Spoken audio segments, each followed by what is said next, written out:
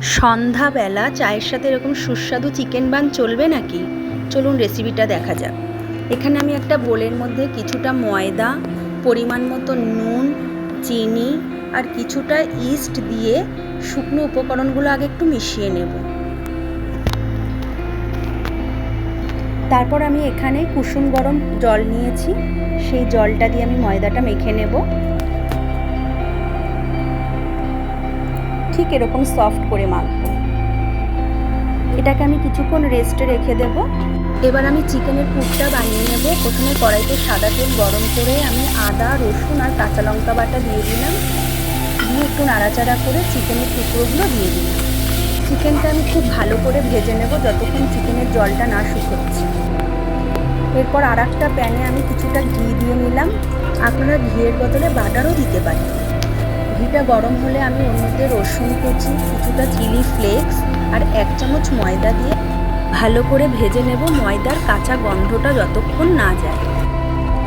এবার আমি এখানে কিছুটা দুধ গুলে রেখেছি, সেই দুধটা এর মধ্যে দিয়ে দেব। দিয়ে আমি ভালো করে এটা মিশিয়ে নেব।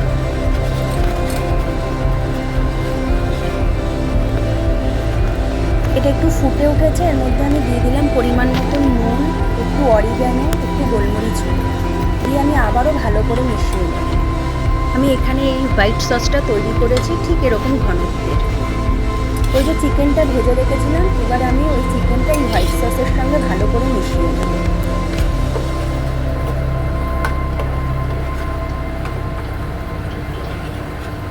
নামানোর আগে একটু টমেটো সস দিয়ে নাড়াচাড়া করে পুরটা রেডি করে নিলাম।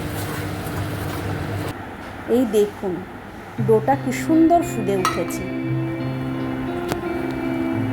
এটাকে আমি আরেকটু ঘি দিয়ে ভালো করে মথে নেব।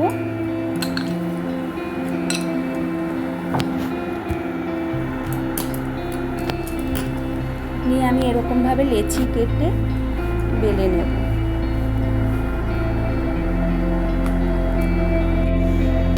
বেলার পরে আমি একটা সাইড দিয়ে পুরটা দিয়ে তারপরে একটা ছুরির সাহায্যে সামনের দিকটা কিছুটা এরকমভাবে চিড়ে দেব।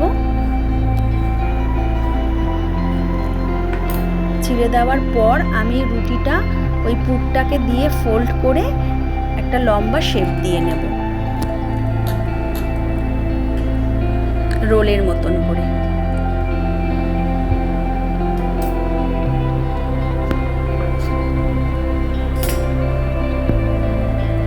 এই দেখুন ঠিক এরকম দেখতে হবে। আমি আরও একটা ঠিক এইভাবে তৈরি করে নেব।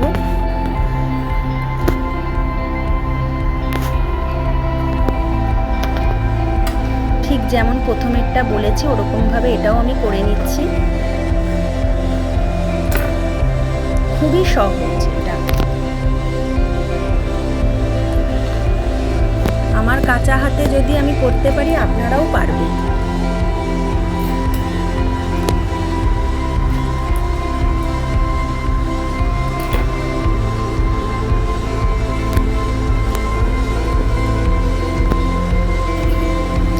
এবার আমি ওই পাউরুটিগুলোর ওপরে একটু দুধ ব্রাশ করে দেব, দিয়ে কিছুটা সাদা তিল ওপরে ছড়িয়ে দেব।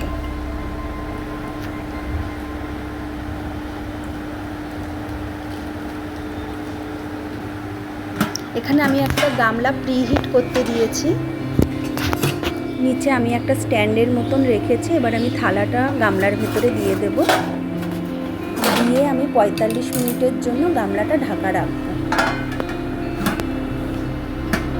এই দেখুন আমার সুস্বাদু চিকেন বান রেডি হয়ে গেছে একেবারে।